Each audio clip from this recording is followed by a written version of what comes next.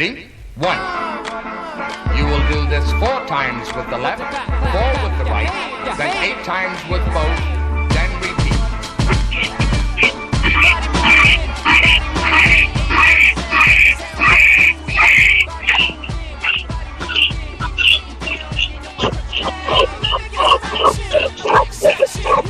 Welcome back to the Bob Sullivan Show on GreatNightSportsRadio.com.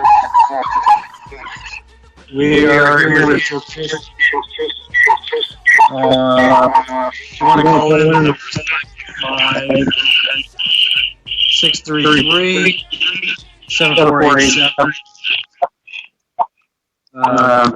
You're with DJ Christian from the Actually Speaking Radio Show. Oh, okay. Somebody got their computer on. Their speakers coming through their. Yeah, somebody's background's on. I got some bad feedback. Sorry, man. Hold on. Oh, and now Bob is gone. There's Bob there. Kind of, but now you feel like you're a million miles I'm away. here. I'm here. So here's another. Well, EJ, we're back with EJ Christian from the Honestly Speaking podcast. EJ, how are you doing? Bob, what's up, man? It's been a long time, man. Yes, it is. It's I mean, we did your podcast, a couple weeks ago, but overall, it's been a long time. Yeah, and once again, thanks for coming on the show last week, man. It was truly a great time. I was very excited to have you on, man. It was definitely a good time, as always. We can do it again soon. But, yeah, it's great to be on the Bob Sullivan Show, especially, too. I mean, I'll go ahead and brag and say I'm one of the veteran guys on the roster of guests that have done the show. I mean, I go back 3.5 years. Yeah. I mean, we had those classic talks, the Fridays with EJ. Talking NBA, talking trash about Knicks, Heat, all that good stuff. Looking at before we get into the NFL, looking at the Heat right now, I think people are underselling the Heat right now. I mean, I'm kind of, even as a Knicks fan, I'm kind of rooting for this Heat team. I think people are underselling how they will do, and I think they got a shot to play the Cavs or even the Bulls in the Eastern Conference Finals. What's your take on this Heat team? Well, rightfully so. I mean, the Cavs and the Bulls should get the clock because they do, in my opinion, in many people's opinions, have the best rosters probably. Well, my opinion, definitely in that conference. But I think what it is with Miami too. When you lose out like LeBron James, and that's taken away from you. Immediately, this is a big shift of the paradigm going the other way. But one of the things I've always credited Pat Riley for in that whole thing back in July, is what he was able to do in that 48 hours. Because you forget, as bad as it was losing LeBron James, as bad as it was losing the best player in basketball, today, and arguably a top 10 player of all time, that could have gotten worse for Miami. We forget that Chris Bosh is also a guy who was, at the time, rumored to go to Houston, and the perception back then was that had LeBron left, that was going to be a ironclad decision or transaction that was going to happen, and ultimately, at the ninth hour, Pat Riley and company, got back to work and retained Bob, kept most of the guys from the championship teams, the 4 years, and kept at least decent core. Bring in Luol Deng, of course, and some quality players here. So at the very least, Miami now is still remaining competitive for the next couple of years before they have another chance to sign another big, big star, like in the vein of LeBron, or Durant, whatever, in 2 years. But they also, in the process, are able to remain competitive. And in that conference, it's not that hard to do that. And who knows? I mean, a lucky bounce here or there, maybe a healthy Wade, maybe one more healthy year Wade could be a trick to put him in the conference finals again, and then anything's possible. Well, the thing with the Heat is, you look at Dwayne Wade and Bosch. I mean, this is an ancient Dwayne Wade, almost a Bashawn Leonard type, or Tim Hardaway type. This is an aged team. This fits a team that Pat Riley would assemble. Granted, he's not going to coach it, but this fits Pat Riley. I've always, I never liked the Heat back in the 90s, but I respected them because it was, veterans, Hardaway, Warning, Bashawn Leonard. I respected those teams. I never liked them, but, this is a team I respect. I mean, it's Bosch. It's, a bunch of guys in the twilight of their career. I think this is a gritty, gutty team. Bosch is the one exception to being gutty and gritty. But, I like the addition of Granger. I think that's a high, low risk, high reward.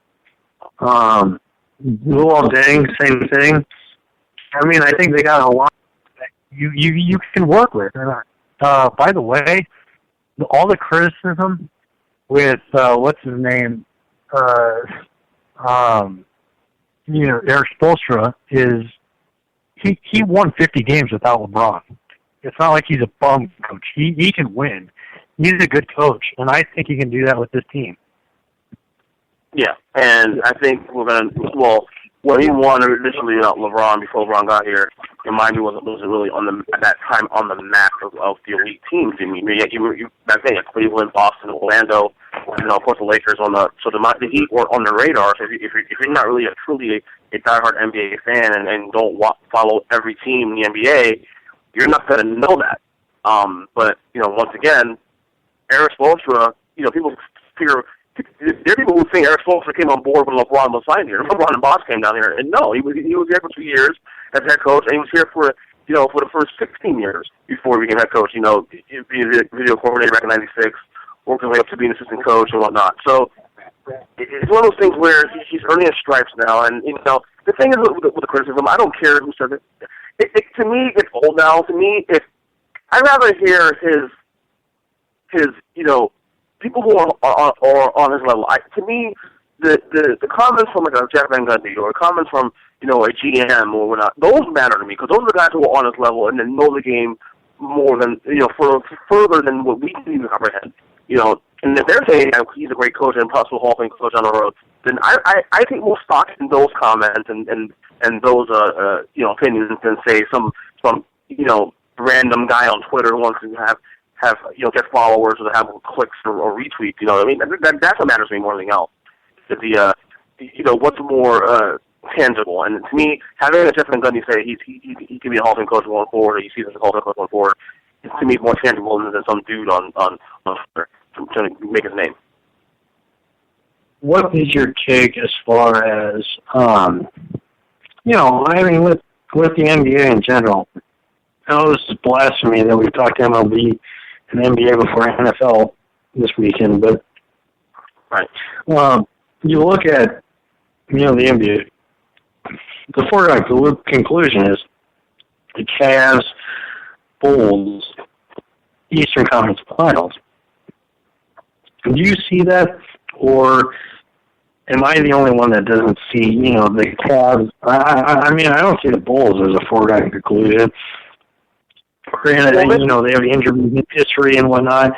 The Cavs, Kyrie and Kevin Love have not played a single playoff game, and I don't think anybody factors that in to their playoff success, because when your second and third best players have never played a playoff game, that is a big difference between, being a winner and being a loser. Right, and I get that. But once again, this is where LeBron James, why is he the best? Because he can elevate those guys to what they should be for their talent level. We saw that here in Miami too. You got Chris Bosh and Dwayne Wade. And one thing with LeBron now, LeBron is better now than he was 4 years ago leaving Cleveland. So he's taking him from Miami back to Cleveland. A lot of knowledge. That's one thing people forget about with him being in Miami, is that he was on a franchise that already experienced championship Gold and whatnot, and guys not only who won it in Miami, but even guys who won it elsewhere. Right down to the coaches, right down to the top level management. So he was around successful people already coming to Miami, whereas in Cleveland, obviously they don't, they just don't have those accolades. So he's taking back to Cleveland with him what he learned in Miami for 4 years under Riley, under Spoelstra, with Wade, who won a title before he got here, and guys like that. So I think at least in my opinion, what I'm banking on with LeBron James is to see him, is to make those guys like a Kevin Love and a Kyrie Irving and whatnot better, and a Dave Black better, as a coach. So that's what we're banking on. Now, is it fair to give him Tyler Buff's expectations this year? I don't know. I mean, I think they're going to be out of the East. I don't know if they're the best, if they can beat Spurs or OKC or even the Clippers, that matter. So, but I think, at the very least, I think while it is both Cavs, I mean, in my opinion, the favorites to win the East, like I said, an injury here or there, and certainly even the Cavs and Bulls themselves have question marks coming into the year with the roster, in terms of whether it be injuries, whether it be, are they good on one side of the ball or not good on the other side of the ball? So there's a lot of questions coming into the year. So maybe it's not so much of a shotgun as it was, say, a couple of years ago with the Heat when they came together. Look at last thing on the NBA. Huh? Yes. Last thing on the NBA. Okay, well. Yes, sorry about that. Last thing on the NBA. Am I here? Are you a hater? Yeah, am I being heard right now? Yeah, you're good. I can hear you fine. You're good, Bob. Okay. All right. Last thing on the NBA. Most people want to, gamble on the NBA Finals. Who's going to meet up in the Eastern Conference or the NBA Finals? My bet is the Eastern Conference Finals. I think that's the most interesting one. I'm going to say, I'm going to go. I'm going to go Miami, Cleveland. What's your bet right now, EJ? I mean, the easy answer is Chicago, Cleveland. But the thing is, look at the Eastern Conference. I do expect it to be more competitive this year than it has been in recent years. I'm not saying much because it hasn't really